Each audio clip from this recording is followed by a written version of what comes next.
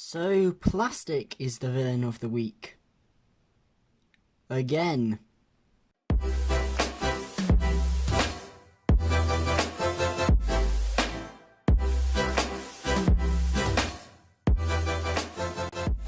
Yes, hello everyone and welcome back to another Series 12 review. This week we're taking a look at the 6th episode of Doctor Who Series 12, titled Praxeus, written by Pete McTeague and Chris Chibnall.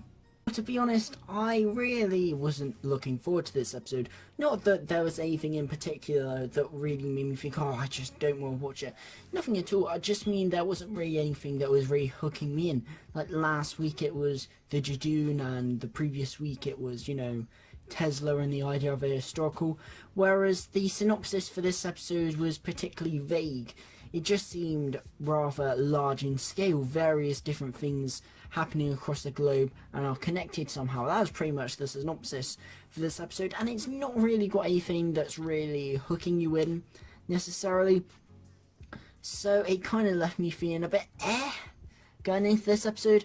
However, one thing I was certainly intrigued by was the writer, Pete McTeague, who wrote my second favourite episode of last series, K.Flay. It wasn't anything special, it would have probably been a middling episode in any other series.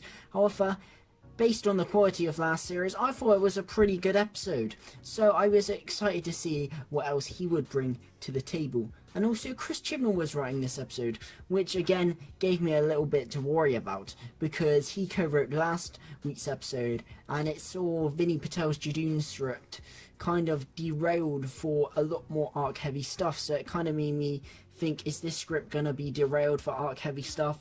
And it isn't, so I'm not quite sure why Chris Chibnall is even credited as a co-writer of the script, because this just seems like a purely Pete McTeague script. This is an episode that I'm certainly glad I watched twice, because after watching it I didn't really feel anything towards it, to be honest. I was just like, oh yeah, I guess so. However, rewatching it again for a second time, I am a lot more positive about it. I do think it is a good episode. Just a quick synopsis. Essentially, all these things across the globe are happening and they're all sort of connected by these spikes that appear and then they will combust. And people are kind of like, what's going on? Ryan goes to Peru, the Doctor goes to Madagascar, and in Hong Kong are Yaz and Graham tracking down a missing astronaut. All these things seem to connect, however, and it sees a group of unlikely heroes band together in order to stop the deadly virus Praxeus from spreading across the planet. One thing I think you can definitely compliment this episode on is its scale. Now, I think that Doctor has almost lost its sense of scope that I think the early Moffat era was certainly praised for. Series 5 and certainly Series 6 felt very big in scale, but even in the Russell D Davies stories like The Stolen Earth, Journey's End, they all felt very big. However, I think certainly towards the end of the Capaldi era and certainly last series, the universe and just generally the stories felt very small scale, which I know a lot of people like. It's much more reminiscent of the classic era of Doctor Who, and I don't mind it. However, I think when you get a group of stories that just all seem a bit throwaway and a bit small, you're kind of grasping for something a bit more larger scale. And this was certainly this episode. You've got various events happening across the globe, and what's really connecting them? And it's the alien virus Praxeus.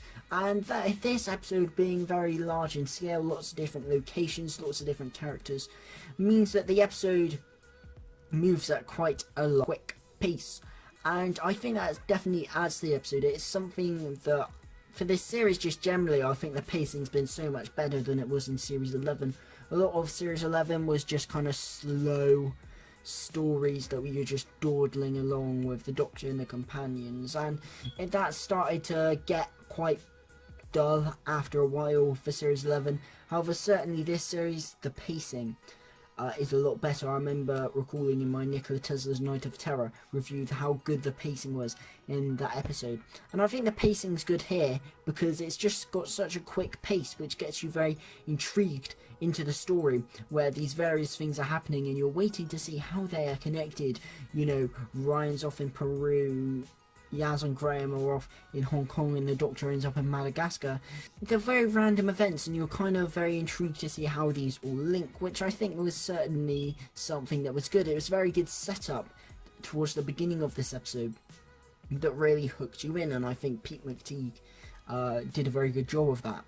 The directing was very good as well. Jamie Magnus Stone is the director. I believe I forgot his name in other reviews, but I can remember it now. He was very good at directing, actually. I think the landscapes and the location filming were really suited to him as a director. I think he made the beach look beautiful. I think he made the episode feel very global, and like I said, all the locations felt very nice, very grand. I will say visually about the episode, because I think that visually, like I said, I think it's very good. The directing's very good by Jamie Magnus Stone, and I think the Praxeus virus looks very good as well. How these things start appearing on their face and their arms, and then when it covers them and they explode, I think that's actually a really nice effect, and I think it's very creepy. They almost could have been a villain on themselves, the Praxeus virus, so you could argue that perhaps it was almost wasted on this episode. However, I think it was a very nice effect, and it made the Praxeus virus feel like a threat. It made it feel urgent, something you had to stop. And if the Praxeus virus didn't seem so alarming, I don't think the peace and the alarming nature of the Doctor and her companions would have really felt genuine if the Praxeus virus didn't look so much of a threat. One visual thing that I wasn't such a fan of, and I think you really pick it up just because of how beautiful this episode looks, is the backing card. Now in the classic series, the TARDIS would just be black from the exterior going in. However, in the new series they put a backing card, very similar to how they do with the actual toys themselves, a backing image of the TARDIS. Sometimes they CGI in, but sometimes it's pretty seamless to have a backing card.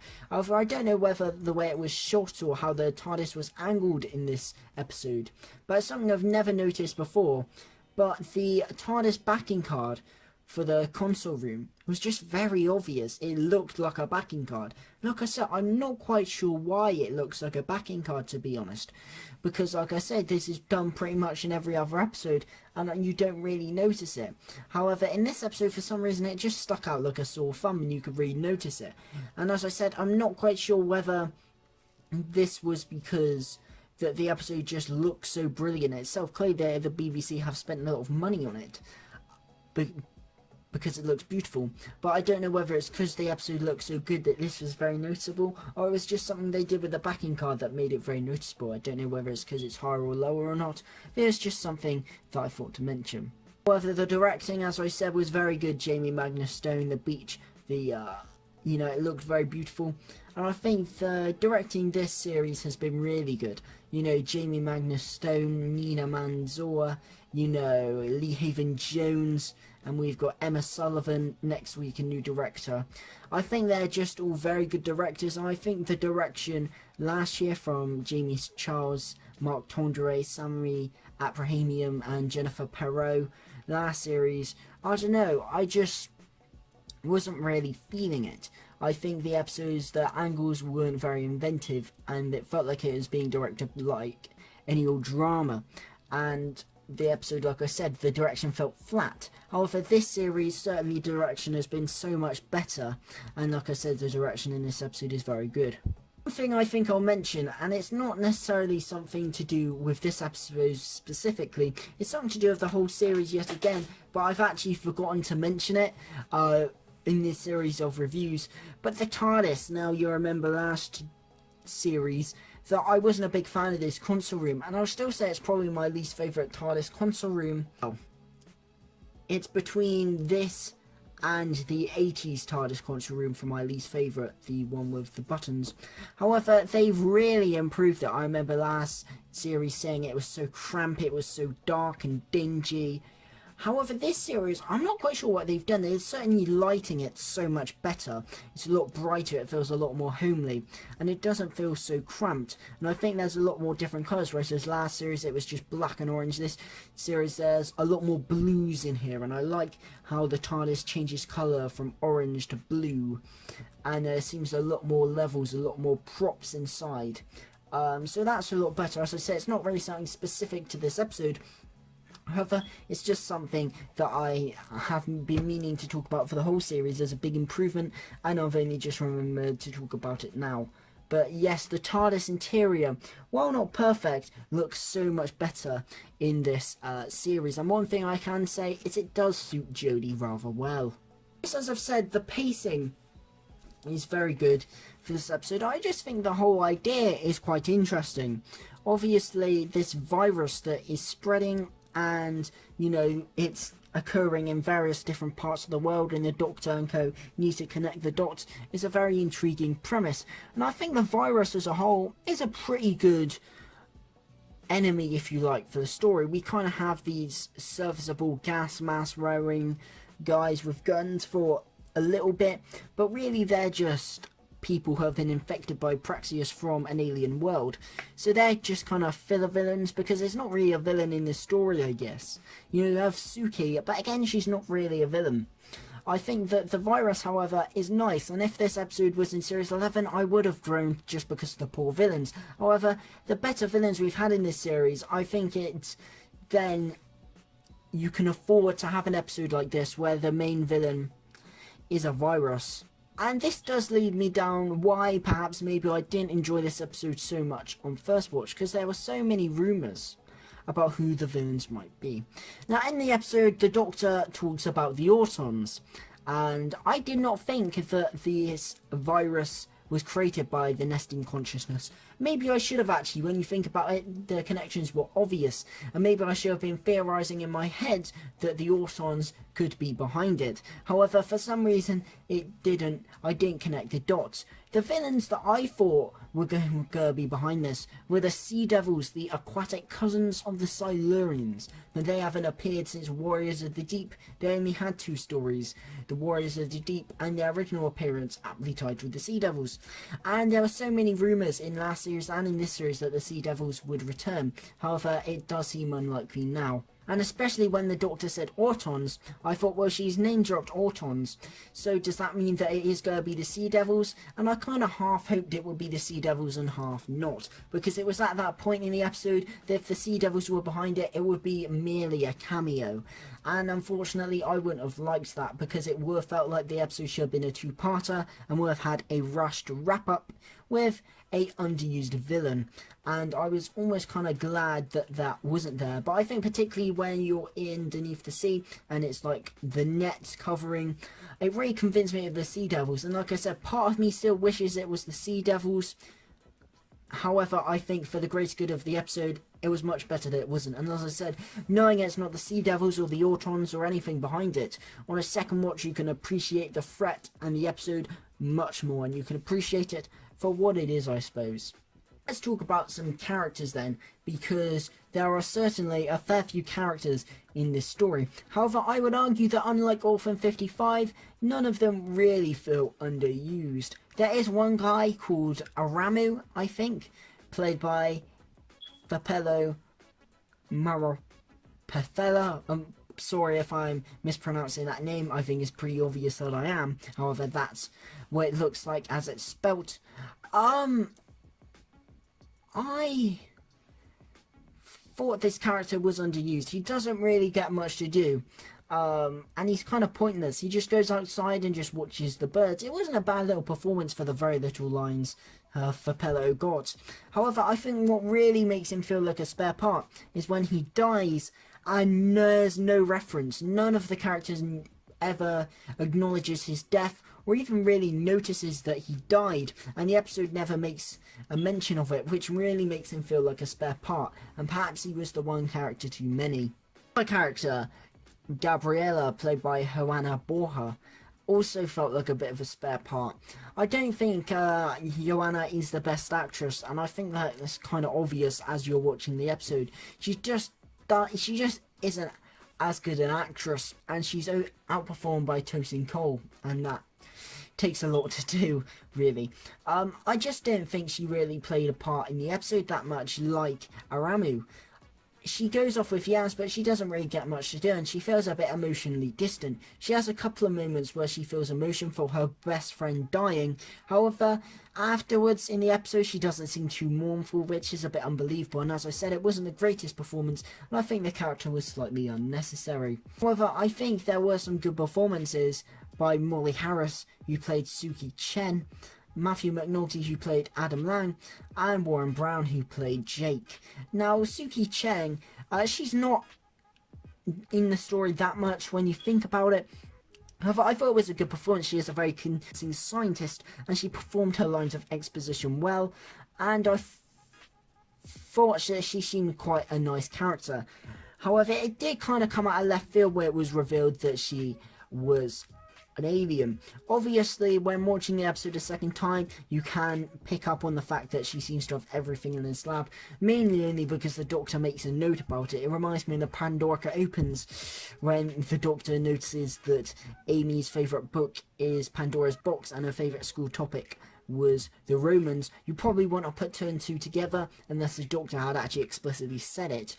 However, there is that connection there in a second watch which you don't really notice in the first watch. And I think the actress Molly Harris actually plays evil rather sinisterly. As I said, she doesn't have much to do with Suki, and then not much to do as soon as she switches. However, it was a nice performance. The main two guest characters though are Warren Brown as Jake and Matthew McNulty as Adam, and I thought they were very good. Obviously, Warren Brown, I believe, in Doctor Who terms, is more well known for being in the Unit to the New Series box set. And he was decent in this. On the first watch, I struggled to warm to his character. I thought he was a bit big and brash, and he almost reminded me of Duggan from City of Death, but without the charm.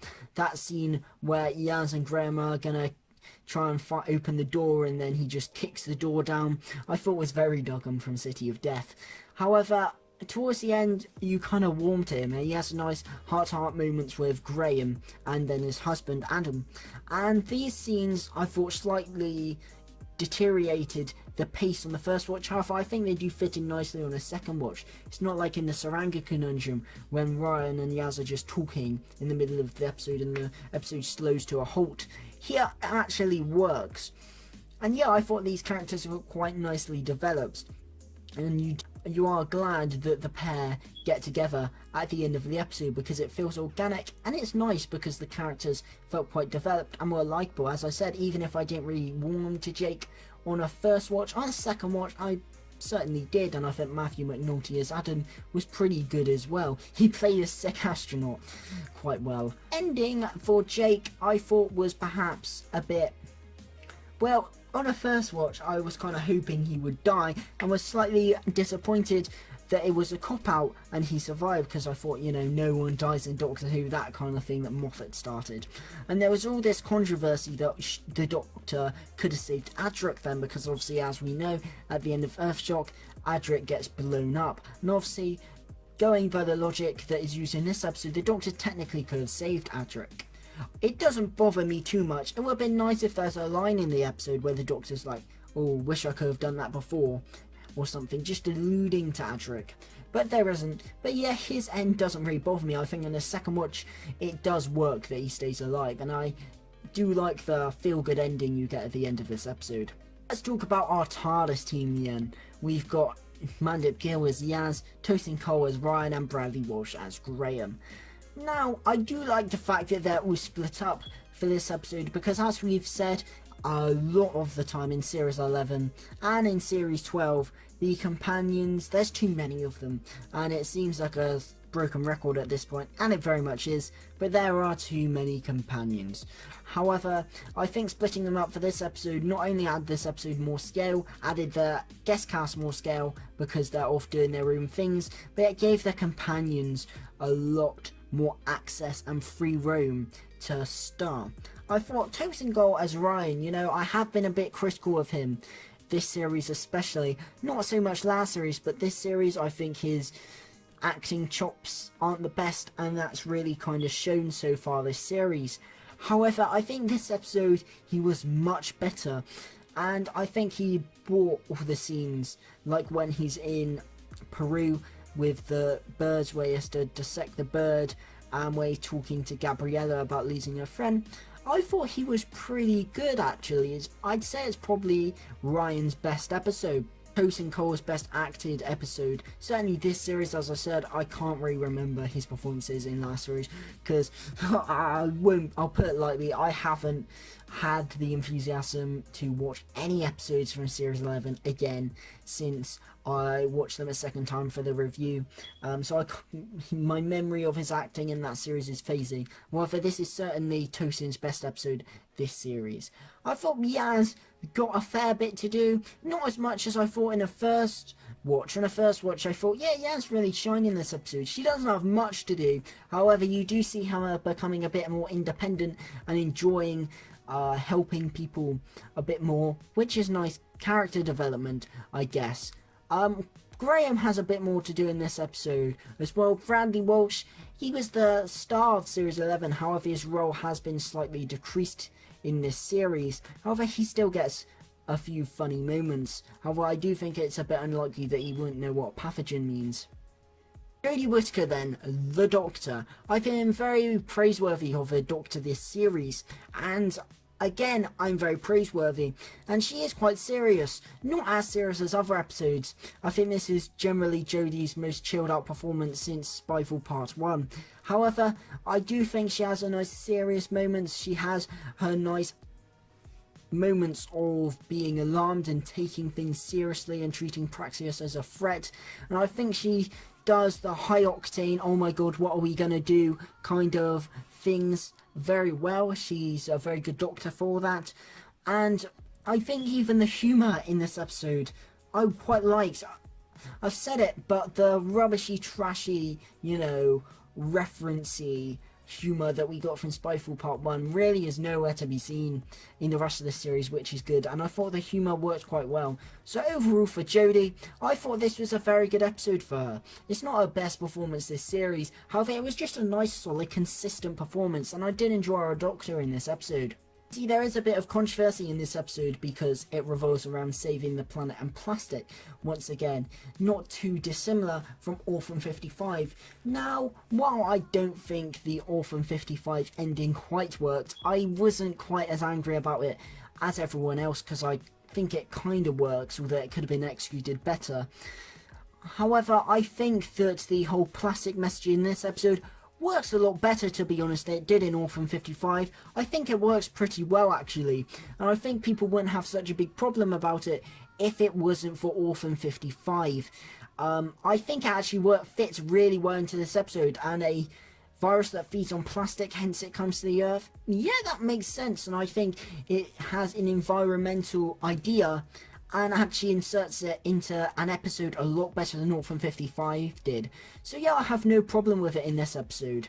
Best overall Praxeus. After a first watch, I certainly would have given it a 6.5, and I think it would have been the second worst episode of the series. Well, not second worst, but my second least favourite episode of the series, behind just in front of Fugitive of the Jadoo Network. Got a 6.5, with me preferring Orphan 55 to it. However, watching it again, I did enjoy the episode a lot more, to be honest, and I would give it a solid 7. I think, yeah, it was deserving of a 7. It was about on par with Spyfall Part 1 for me, and yeah, I did enjoy it. I enjoyed the performances, I enjoyed the scope and the scale, and I thought, especially on the second watch, the virus does work quite well, and it's paced very well and directed very well, and as I said, the performances are very good. So yeah, a 7 out of 10 for Praxeus. But next week, we see the Doctor and Co. investigating strange dreams. There's a strange man, cladded in black, who seems to be a dream master, not too dissimilar from the Dream Lord. However, his dress code would lead you into the direction of thinking he's the Black Guardian. Something creepy is afoot, and the Doctor and Co. have to investigate it. So join me next week as I review Can You Hear Me? Really excited for this episode. It looks very creepy. Yes, thank you guys for watching. If you've enjoyed this video, leave a like and drop some, hitting that notification bell to stay notified of all my latest videos, and subscribe if you want to see more reviews from me, as they will be coming. But yes, thank you guys for watching, and of course, a goodbye.